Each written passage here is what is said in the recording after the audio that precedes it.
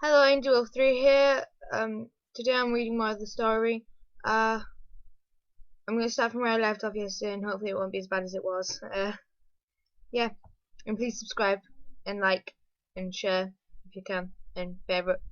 So, she hadn't spent much time at the doctor's since she was little, but recently she seemed to have been there fairly often. She wondered if the doctor was suggesting somewhere colder, so she would stop bugging him with symptoms he couldn't attribute to any particular illness. She sat with her feet on the dash, her shoes on the floor, and her headphones stuck in her ears. Her mum was one of those who likes to drive in silence, so Diana had to amuse herself whilst they drove. Diana liked it though, and it meant she could sleep if she wanted to, join her sketchbook, or read if she wasn't feeling too sick. Although it rarely lasted long. She knew her dad and Alex would be listening to quiz shows on the radio and trying to beat each other to the answers. They would stop at the truck shop to eat and most likely arrive after Diana and her mum. The sun was just setting as they pulled up the drive towards the house. The sight was stunning, the oranges and pinks colouring the edges of the clouds behind the houses, framed on each side by tall pine trees. Where the vane glinted in the dim, diminishing light on the top of the tower. The house has a tower? Diana gasped at her mum. Yep, thought you would like that. There is a barn out the back too, with a couple of stables. Perhaps we could consider getting some horses and other animals. In the spring when we are settled. Her mum grinned sideways at her, expecting the look of shock as Diana turned back to her. They had never had animals before because of all the moving about. Animals now meant they weren't moving again. Seriously? Diana squealed. Seriously, we bought this one. We can do it up as well as we like, and all the repairs will be up to us. Apparently, we have a few weeks left to make sure it is ready for the winter months. There have been a few friends of ours getting some things repaired lately already, but you will be able to decorate your own room, Mum confirmed. I can't believe you bought it. Diana was unclasping her seatbelt and pulling on her fur-lined boots as she spoke. Mum pulled up to the front of the house on a large gravel drive area that curved into a large circle for parking the cars. And Diana and there was a wooden fence surrounding it, which ran all the way down the drive, separating the paddocks from the drive. Perhaps there had been people with animals here previously. It was very isolated, though. Diana couldn't see any neighbouring houses, and the trees prevented any view of the road, other than the reflection of their lights through the branches. The house itself was green and white, and had a porch that was enclosed to keep out the weather. They got out of the camper and, taking their bags and shopping with them, they let themselves into the entrance hall. It was dark and cold and empty, a bit of feeling alone. The walls revealed a light switch and a slow to glow bulb in the fixing on the ceiling. Diana let her mum lead the way to the kitchen through the door to the left. The light coming on revealed a huge kitchen table with benches in the middle of the room and a large range at the far end of the room.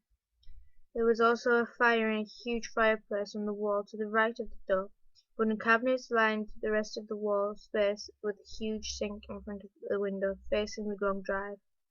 Diana plonked her bags down on the table with her mum's and helped her to put the things into the fridge freezer that was almost hidden from sight in one of the alcoves beside the fireplace. Mum then lit the fire that had been laid with kindling and dry paper by their friends. Diana, go start the fire in the living room too. I'll do the one in the study after this one. We need to get the house warmed up and heat the water and radiators in the rest of the house. Okay, which is the living room? Diana asked, grinning. Oh, right. Back out into the entry hall and across and through the arch. Just pull the doors sideways. They are still on. They're on sliders and vanish into the walls. Okay. Okay, sure. Diana followed her instructions and went into a very large living room that ran the full length of the property. The fire sat in the centre of the side wall and was also lit with kindling and had a lot of a, a basket of logs beside the fireplace. It didn't take long to light it and get going, so she added some of the logs before taking a better look around. The room had been decorated with dark green wallpaper. It had a darker green damask pattern on it. A small gold detail enhanced it and gave it an expensive look. There was no furniture, and she wondered how they would get that, as they didn't have their own living room furniture. They did have quite a lot of pictures for the walls, as that was one of Mum's passions. From the window in the end wall she could see the view of the valley behind, and the lights of the village nestled there. The ground jumped quite suddenly about 30 feet from the barn behind the house, and the sun was just dropping below the horizon, so Diana drew the curtains to keep the heat in, that was now being thrown off by the fire. She could hear her mum in the room to her right, so she followed the noise, closing curtains on the way. "Shall we get hot chocolate and something to eat whilst we warm up?" Mum asked, brushing her knees off as she stood up. "Then we can take a look around upstairs and see what we are going to need to buy. You could even choose your bedroom, although I know you will want the tower room." "Sure, hot chocolate sounds good. We are probably going to need quite a bit of furniture for the living room. What is this room?" Diana asked as she looked around. "I suppose it's what is known as the formal dining room, for dinner parties and Christmas and things. It probably won't get used very often, though." Mum glanced around the room, frowning. "Let's go this way, back to the kitchen, then you can see the study." Diana followed her mum through the door in the alcove into a smaller room which had 3 doors, one to the dining room where they had just been, one which looked like it went to the hallway, and the third that Diana was sure couldn't go to the kitchen, as they weren't far enough into the house yet. She looked around the small designated room, designated as the study, with one window looking out across the paddock and then to the trees. It didn't have the greatest view, however she could see why it was the study.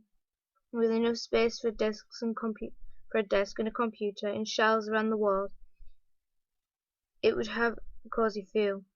She then followed her mum through the next door and was surprised to find a fully stocked and decorated laundry room.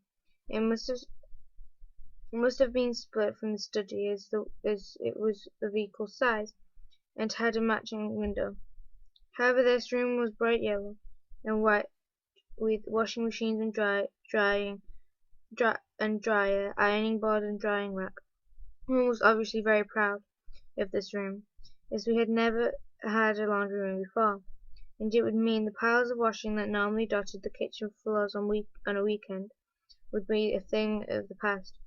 There was a door directly opposite them and they entered the kitchen again, but from the opposite side of the door they first came through. This end of the kitchen was a strange shape with a half a hexagonal in the end. Diana thought it must be the bottom of the tower. Diana did choose the tower room for her bedroom, like the kitchen. The second floor room had a half hexagonal shape on the side and was half a square on the other. A set of stairs ran around her room and up a further room above, but it would be colder in that room as it had windows on every side. Her mum said they had other uses for it though. Besides, it didn't have private bathroom like the room below. Her brother Alex had chosen the room at the furthest end of the house from hers, and their parents had the main bedroom at the front of the house. All in all, there were 8 bedrooms, 4 on the first floor and 4 on the second floor. on the second floor in the attic. It took them the whole of the next day to unpack everything from the lorry, and as they went, Mum made a list of the other pieces of furniture they would need to buy. Alex and Steve then set off the next day to take the lorry back to the nearest hire yard, and then catch the train back. Diana was on standby to go and pick them up. She spent the next few hours trying to arrange her room to her liking. She took out a large blue marker with symbols down the side, and drew a pentacle and her name on the door, and each window and wall. The magic of names made the symbol and words glow briefly, before vanishing, as Diana said the words of protection and possession that would make her room safe for her and her alone. She filled her shelves with the books she had collected, and smaller shelves with DVDs and CDs, and underneath her TV and DVD player. The clothes went into a large built-in closet between her room and the bathroom, and the rest of her stuff got plonked anywhere it would fit. She wondered if she could convince her mum to get her a dresser. She had just lain down on her bed and started falling asleep. Her phone rang.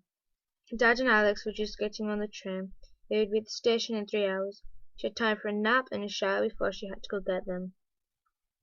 As she went out the door, she passed her mum, bringing the last things from the car. "I'm going for Dad and Alex. It shouldn't be too long." "Okay, I'll sort some food out for when you all get back. I'm sure they will be hungry, and I know I'm ready to eat," her mum said as she started to go through the kitchen. Right, I will finish it there, and we shall come back later. Thank you for listening. Subscribe, like, comment. You can subscribe to my other channel as well, which is Fallen Flicker. It's a gaming channel. Thanks for listening. See ya.